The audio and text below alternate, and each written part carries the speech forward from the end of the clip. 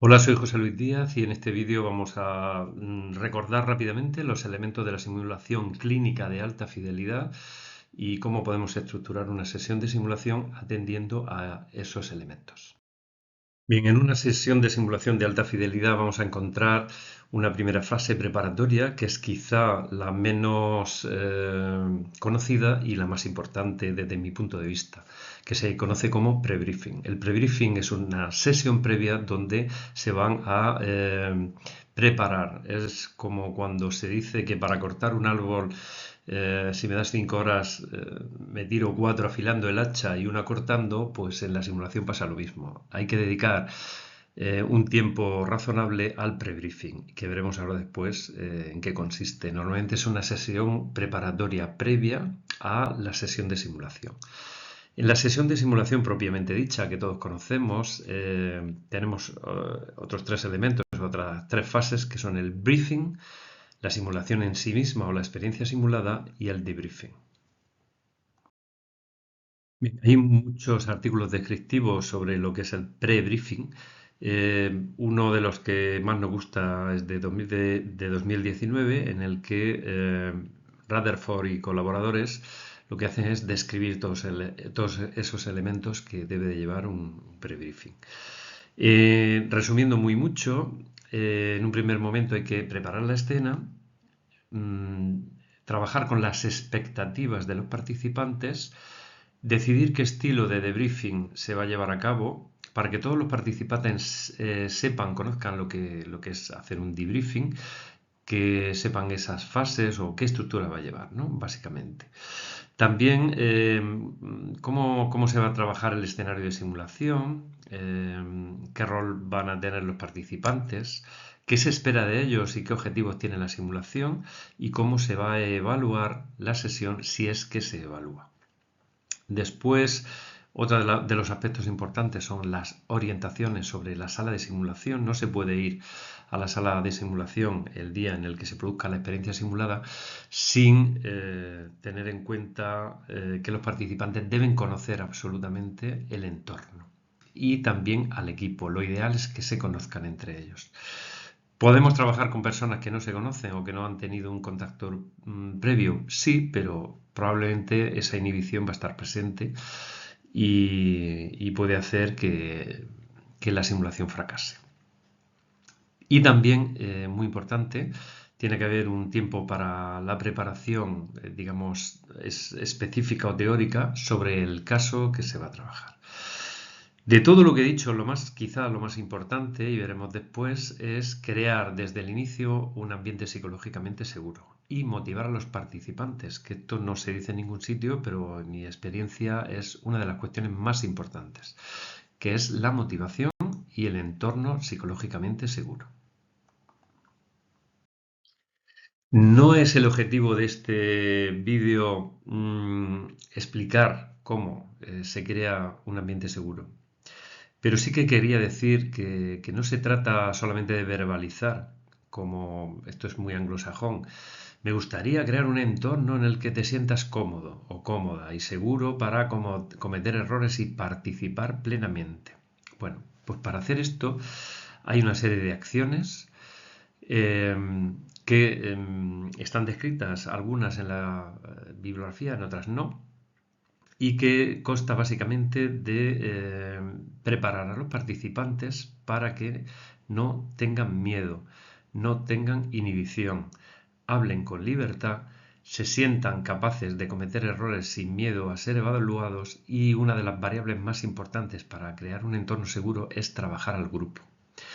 Hay una orientación que es la simulación 3.0, que será, pues, está en otro vídeo, donde se va a explicar un poquito esos elementos para crear un ambiente seguro y esas acciones que aquí ponemos en la diapositiva 1, 2, 3 se van a desarrollar con más profundidad. Si la creación de un ambiente seguro es propia del pre-briefing, pero transversal a toda la simulación, porque en un pre-briefing no puedes crear un ambiente seguro y luego durante el escenario simulado pues cargártelo directamente con comentarios o no modular al grupo para que sea un grupo operativo y no disruptivo. Pues sí que es específico del prebriefing dejar claro una serie de elementos, como por ejemplo el contrato de ficción, la confidencialidad, hacer un énfasis en que debe haber una comunicación adecuada, huyendo de la comunicación del estilo agresivo o del estilo pasivo y fomentando estilos de comunicación asertivos. También es interesante o importante la logística. La logística, sobre todo en prebriefing, hay que tener muy claro qué tiempo vamos a tener para realizar la próxima simulación, cuándo va a ser el descanso, el lugar. El lugar debe ser un lugar cómodo, donde haya suficiente espacio, donde los participantes estén dispuestos en la sala de debriefing, estén dispuestos en círculo y sin ningún obstáculo visual que interrumpa la comunicación tanto verbal como no verbal. Por ejemplo, una columna o algo así. Otro de los elementos importantes en la fase de pre-briefing es jugar con las expectativas, es decir, dejar claro qué esperamos de los estudiantes, dejar claro o pedirles a los estudiantes que nos expresen qué esperan de nosotros, de manera que clarificando esa cuestión, pues podemos no llevarnos frustraciones cuando, por ejemplo, los estudiantes no hacen algo que nosotros esperamos que hagan. Básicamente, cuando yo pregunto a mis estudiantes qué esperan de mí, me dicen que no les evalúe severamente. Y yo siempre les contesto que realmente nos vamos a evaluar entre todos y que el objetivo fundamental de la simulación es el aprendizaje. ¿Yo qué espero de ellos? Pues espero que estén motivados, que atiendan, que respeten, que entreguen a tiempo si tienen que preparar algún tipo de evidencia científica. En fin, básicamente son cuestiones de expectativas. Muy importantes que los estudiantes casi siempre esperan que tú les enseñes mucho en la figura de facilitador, pero yo también les digo que esto es un aprendizaje colaborativo, que al final no es un experto el que va a guiar la sesión de un modo unidireccional, que como ya lo habréis escuchado muchas veces, la simulación no es un método unidireccional de aprendizaje ni se fundamenta en la exposición de contenidos.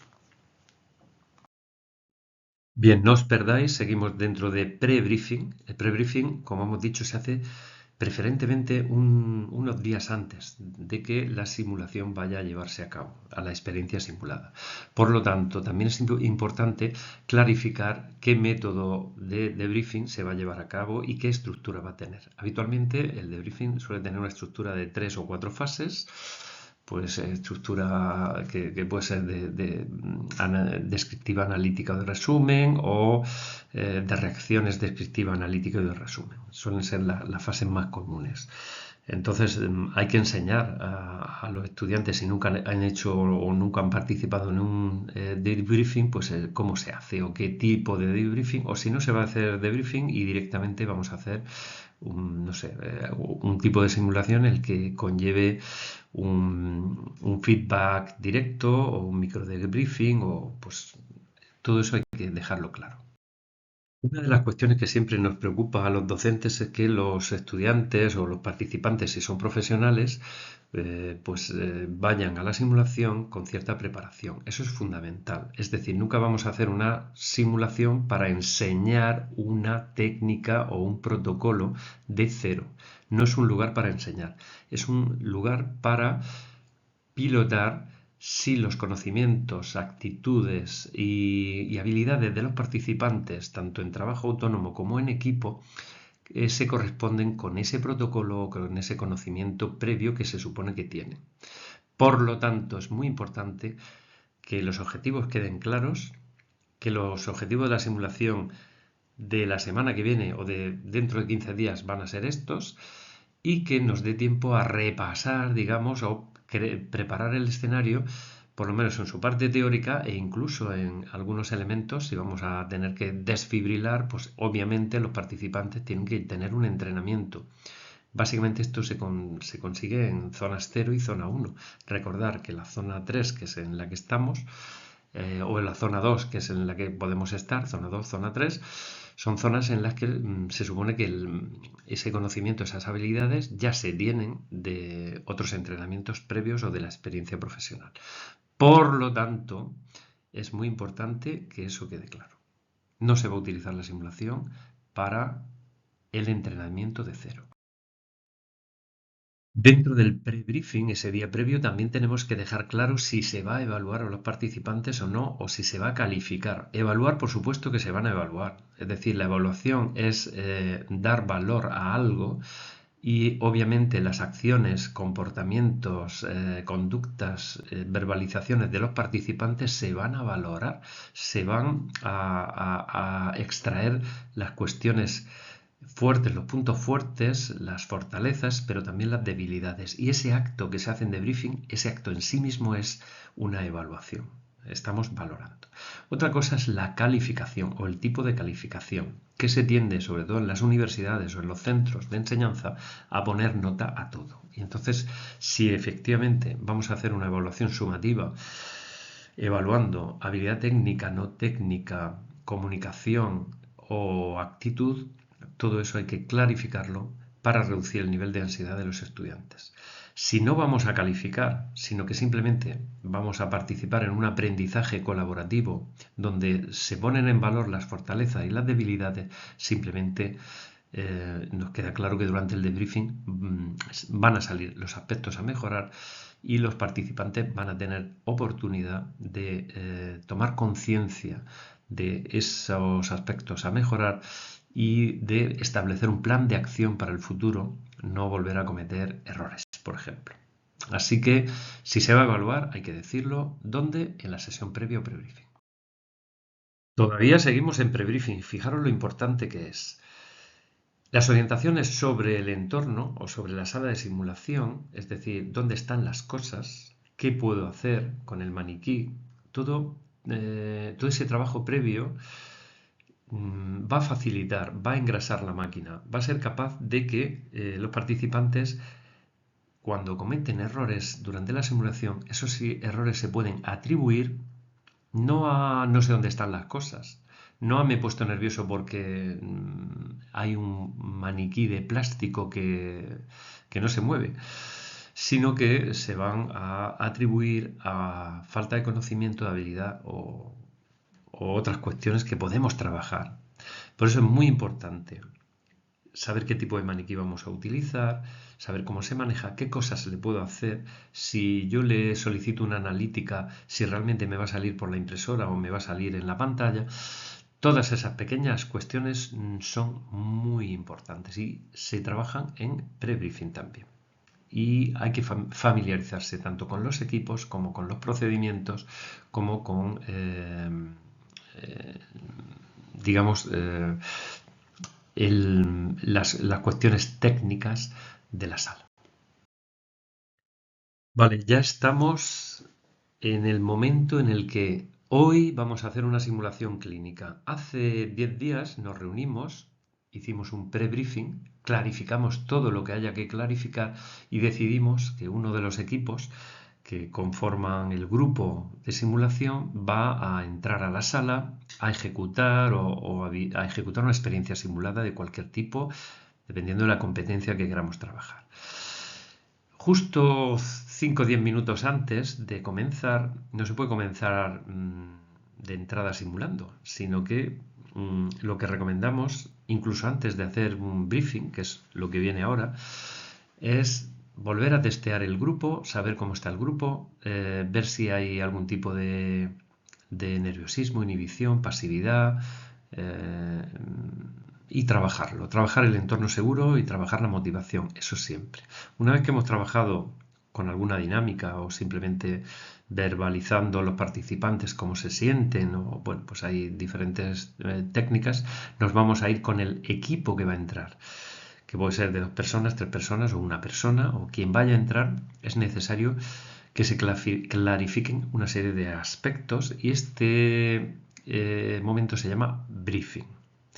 En el briefing se dan instrucciones o información preparatoria a los participantes. Se le da una información más amplia en el contexto clínico que se va a trabajar o en el entorno. Tienen la oportunidad incluso de entrar a la sala, volver a repasar, abrir los cajones donde están las cosas, ver qué maniquí es el que hay.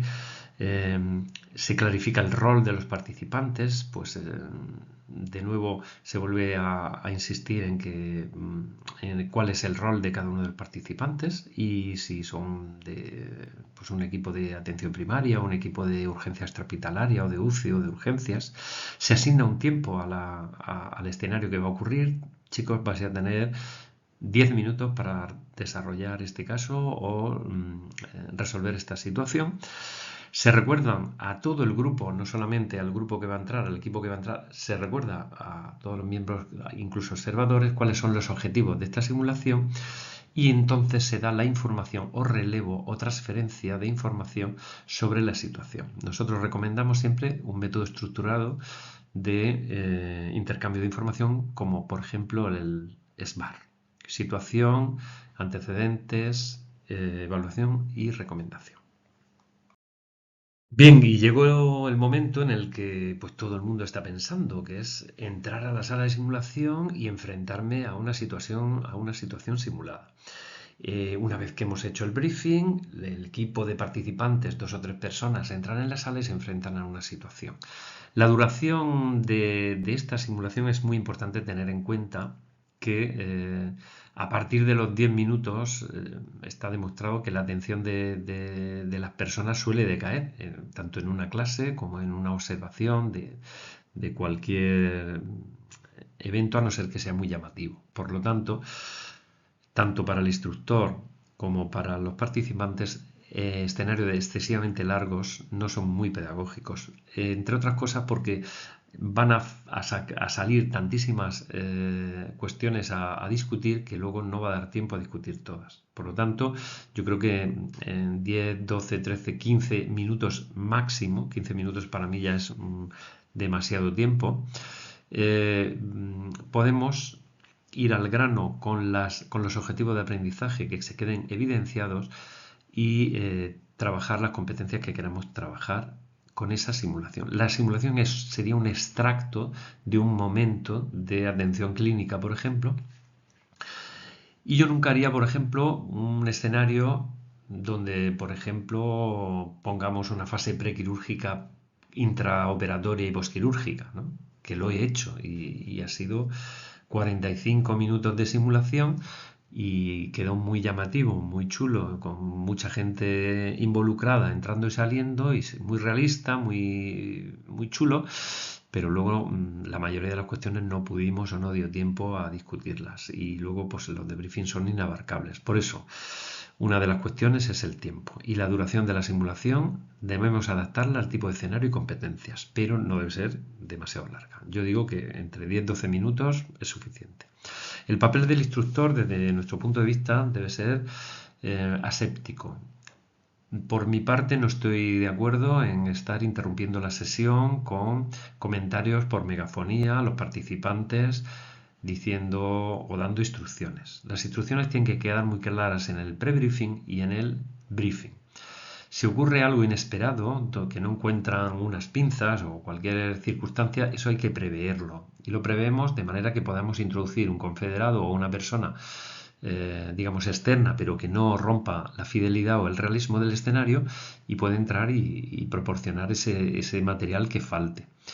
O, bueno, probablemente los estudiantes no hagan algo que se espera y tú no tienes por qué, y te rompe el caso, pero no soy partidario de que se le dé instrucciones por megafonía y se les diga, pues levántale la cabecera de la cama que si no, pues no se va a subir la saturación y ya pues, puede seguir el caso del paciente con EPOC.